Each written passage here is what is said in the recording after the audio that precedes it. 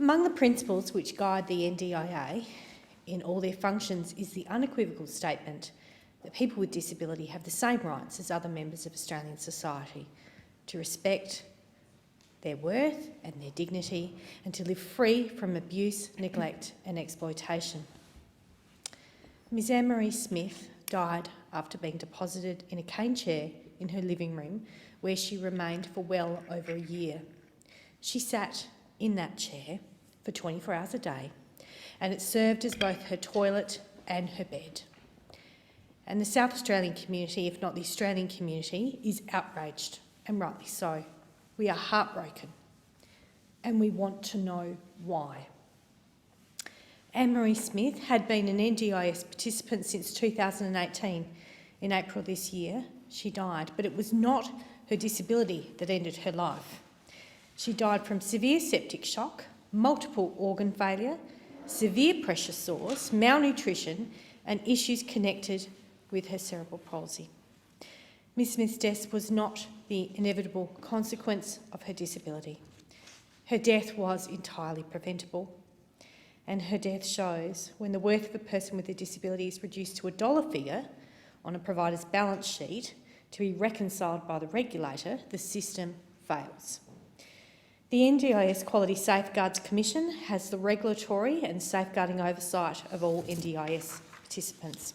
The Commission purports to work with NDIS participants, service providers, workers in the community so participants can access services and supports that promote choice, control and dignity. Left to wither in her cane chair, Ms Smith was denied that choice. She was denied control. She was denied dignity that she rightly deserved. There is a fundamental flaw in the legislative framework if the welfare of vulnerable and isolated participants is only questioned when a complaint is made.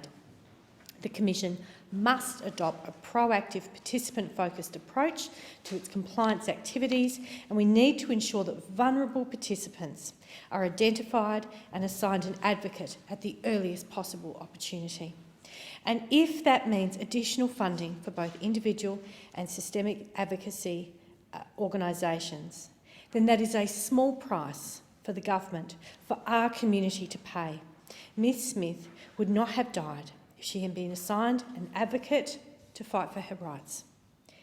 How can it be that this did not raise any flags with anyone involved in the administration of her care? Reportedly, she received 6 hours of care every day from the same carer for a period of 6 years. The same carer for 6 years. Nobody else. No.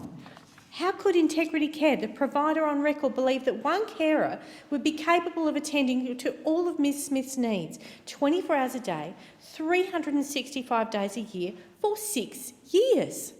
Did anyone from the NDIA or the Commission ever attend Ms Smith's home to check on her welfare during the last 6 years? What checks were done on the carer? My colleague in the other place, Senator Griff, has called for the production of documents that may answer these questions, and I look forward to the Minister's response in due course. But I also urge the government to consider the experiences of those who sit outside of the NDIS. There are approximately 4.3 million people in Australia living with a disability, but only around 450,000 people will access the NDIS. Last year, the Productivity Commission conducted a review of the National Disability Agreement 2010 to 220, a document that frames the shared responsibilities for state and federal governments in this sector. The Commission found the NDIA no longer served its purpose, with little progress towards performance targets, and a new agreement was needed to promote cooperation, accountability and to clarify the roles and responsibilities of state and federal governments when it comes to disability services. The National Disability Agreement is due to expire this year.